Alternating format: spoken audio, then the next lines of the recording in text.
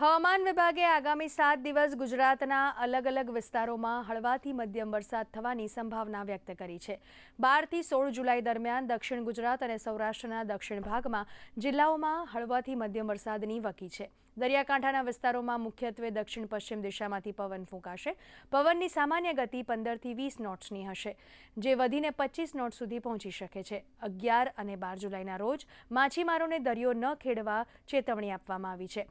Steep pressure ગ્રેડિયન્ટના કારણે તીવ્ર પવન ફૂંકાઈ શકે છે, જેની ગતિ 45 થી 55 કિલોમીટર પ્રતિ કલાક અને તેનાથી વધીને 65 કિલોમીટર પ્રતિ કલાક સુધી પહોંચવાની સંભાવના છે।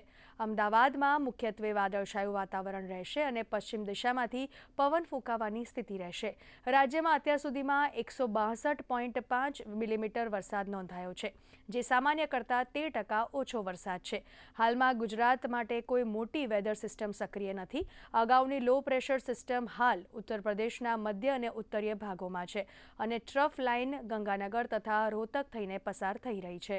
10 से 16 जुलाई तक अलग अलग स्थानों में हल्का से मध्यम बरसात का संभावना रहेगा अगले 7 दिन। इसमें मेनली आज और कल पूरा गुजरात में संभावना रहेगा। उसके आगे 12 से लेकर 16 तक दक्षिण गुजरात की जो जिला है और सौराष्ट्र की जो दक्षिणी भाग की जो जिला है, इसमें अलग अलग स्थानों में हल्का से मध्यम बरसात का संभावना रहेगा। अहमदाबाद के लिए आज का जो पूर्वानुमान है मेनली जनरली क्लाउडी स्काई रहेगा और जो राज्यों में जो पवन का दिशा रहेगा पश्चिम दिशा से पवन चलने का स्थिति बने रहेंगे। अभी राज्यों में जो बारिश हुए हैं 162.5 mm बारिश हुए हैं और जो सामान्य बारिश है 187.2 mm होना चाहिए।